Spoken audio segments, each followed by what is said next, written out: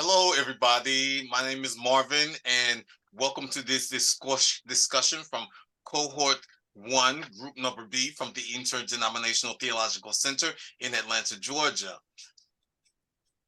First, I would like to introduce a summary of what we will be achieving in this particular conversation. There are three objectives, particularly. The first one is that our conversation is to enter as a learner through this discourse. Secondly, as conveners, we will also have the role in this discourse, and we will share what we are learning, ask for responses, and listen non-judgmentally. Thirdly, we're not trying to convince anyone of anything. And lastly, we are simply listening and learning from the reactions of those convened. Again, my name is Marvin Smith. I'm in cohort 1 at the ITC in Atlanta, Georgia. I'm from St. Louis, Missouri, and please just call me Marvin. Hey everyone, this is Yolanda Knight. I'm with cohort first year. Excited to be here. Hello everyone, this is Marshall W. Coleman. I'm with cohort number 1. I live in Calhoun City, Mississippi, and it's great to be a part of this cohort and this journey. Hello, I'm Ray Speller. I am in the first year cohort as well, and I'm in Aiken, South Carolina, and excited about this conversation. Well, there we have it. We've all been introduced, so let's start. We're all here, so let's talk. The first thing that I would like to throw on the floor would be to anyone who would like to respond. How would you describe Afrocentrism based on your prior knowledge and your current readings?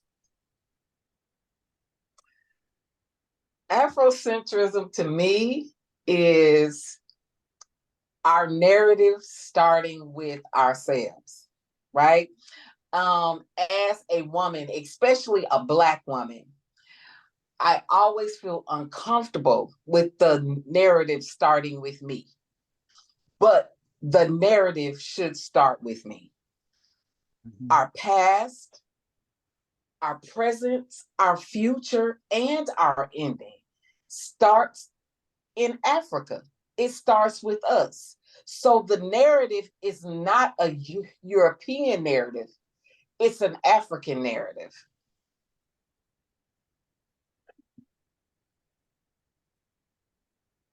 Okay, Yolanda, I go ahead, Mark. I was thinking Yolanda.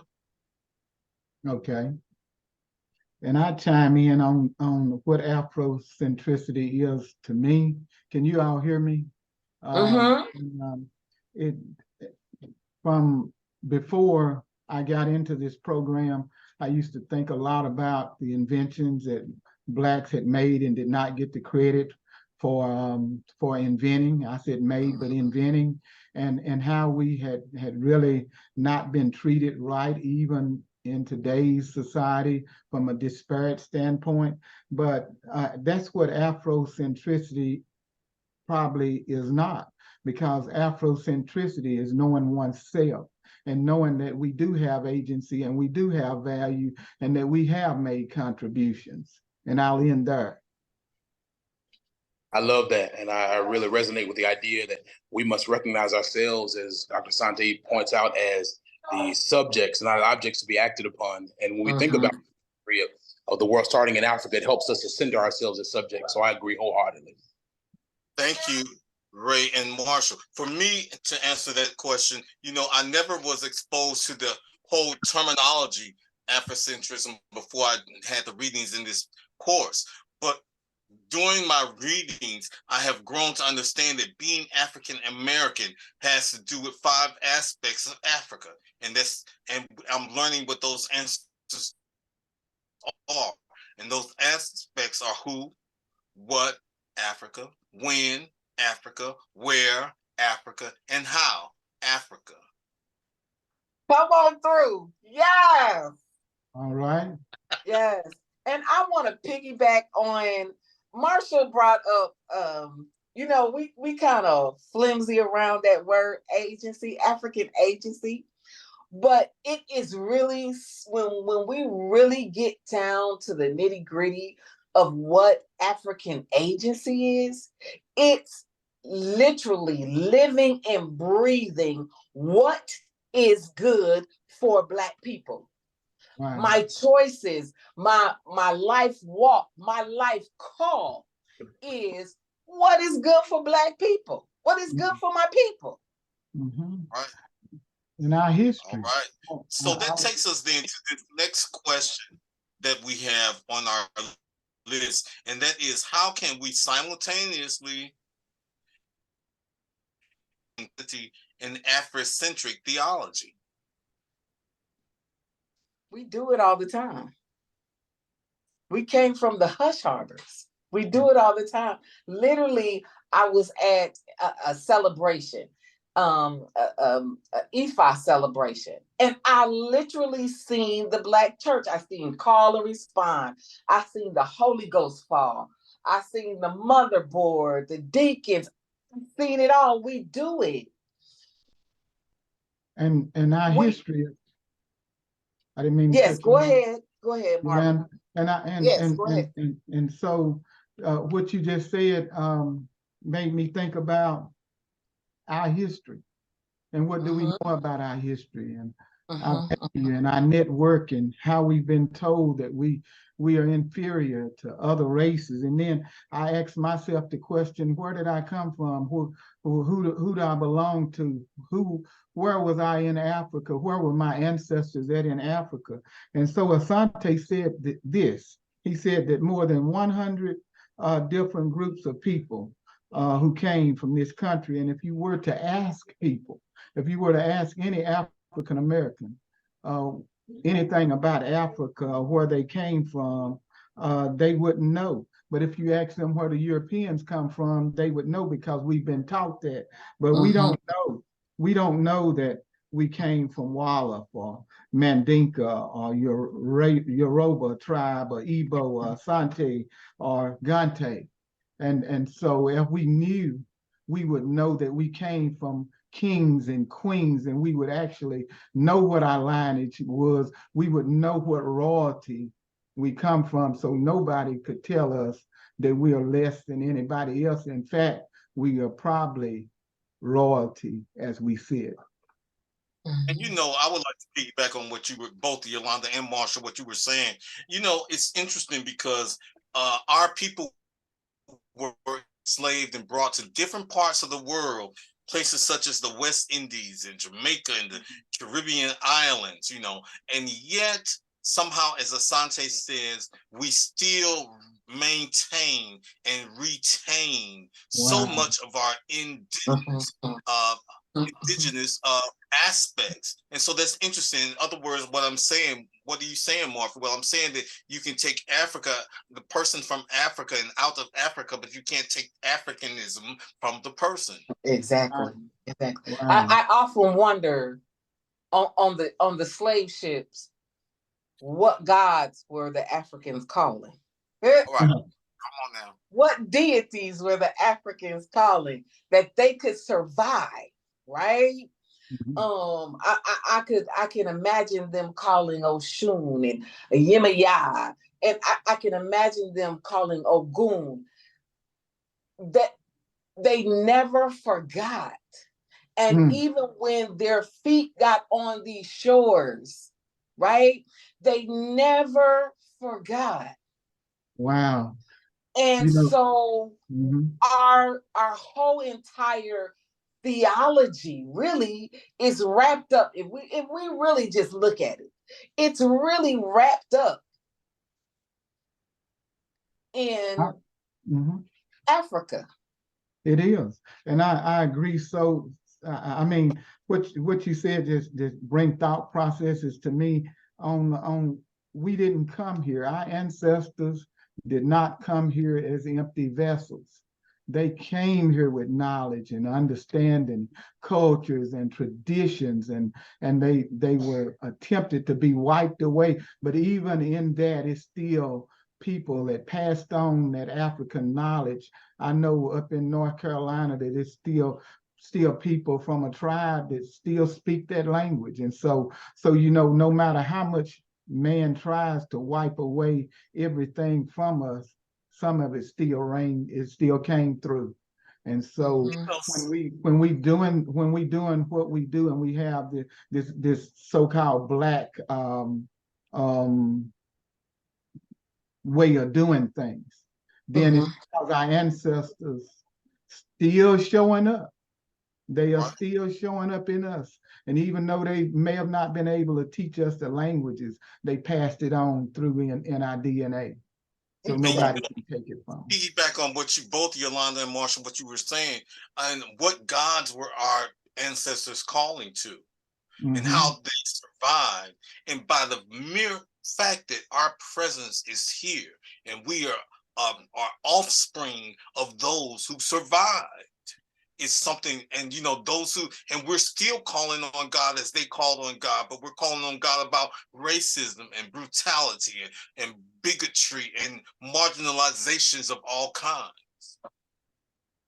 Ray, you better jump in. I will. Yeah, and I was going to say it's so important that you all are pointing out so many of the ways that our connection to God and our connection to Africa is not opposed to one another, but really it's connectivity. That these surviving Africanisms that some scholars talk about them as, that these are because, as has been pointing out in conversations we've had before, Christianity is not new to Africa. It's not something that is. It's not.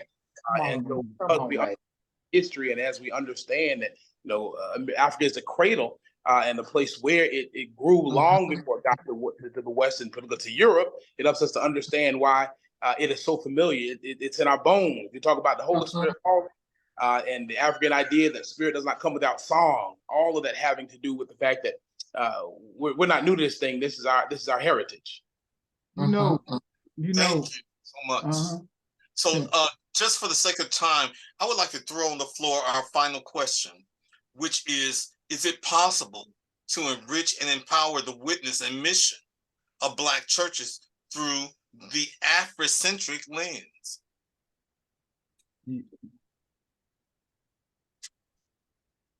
Oh, I would say about Yolanda. I was going to say empowering. The Afrocentric lens is Ubuntu, right? I am because you are because I am. Building community strong enough to hold your truth. All right. Right? Mama E.T. Hari teaches us that all the time. That's the lens that we become relevant. We stay relevant. It's building communities that are strong enough to hold our truths. Yes. No matter what the truth is, right? Because not that I'm my brother's keeper, but I am my brother, and my brother is me. So I must hold my brother and my sister's truth. And that's the lens that makes us relevant.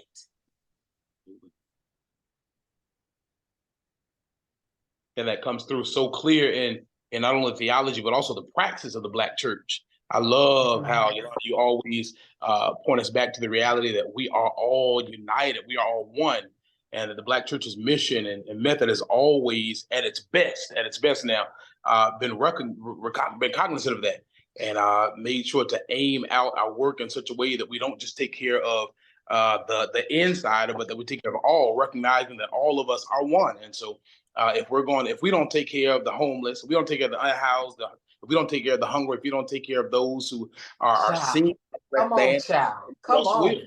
Who else will? You preaching good. Yes. Right, Matthew 25. Exactly. And I really wanted to add, I thinking about Afrocentricity when I was growing up and how we still had that village mentality, right? Because if you had it, I had it. And if you didn't have it and I had it, you had it.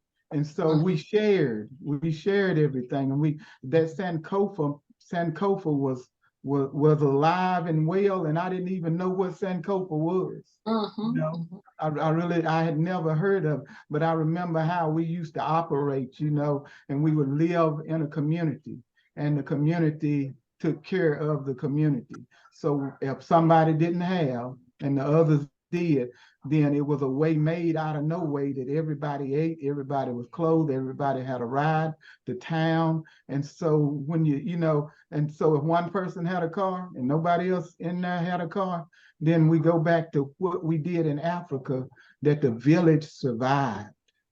Through that one car. Yes. That's right. That's right. And when Spirit will let you know when you're on the right track, right? Yesterday I put on a pot of beans, put them in the slow cooker. I promise you, at 10:30, somebody knocked at my door and said, "I'm hungry," and I smell something. That's I am you, and you are me.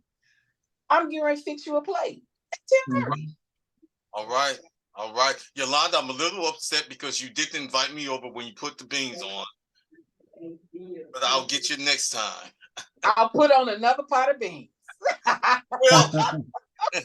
Well, everybody, thank you so much for chiming in and being with us in this discussion group. Again, your discussioners were Yolanda, Marshall, Ray, and myself, Marvin.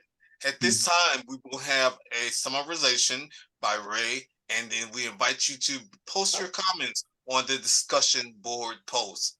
Thank you. In summarization, so many points that we've been able to bring forth today have to do with our recognition of uniting and being united as one.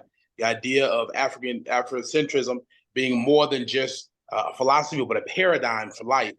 The idea that we are one, and because we are one, our mission and our mandate is able to survive through Africanisms, and that we're able to continue to carry forward the legacy of Christianity as those who are God's African children. Why? Because it's part of who we've been from the beginning. All right. Until next time, we'll see you later. Thank you. Yes.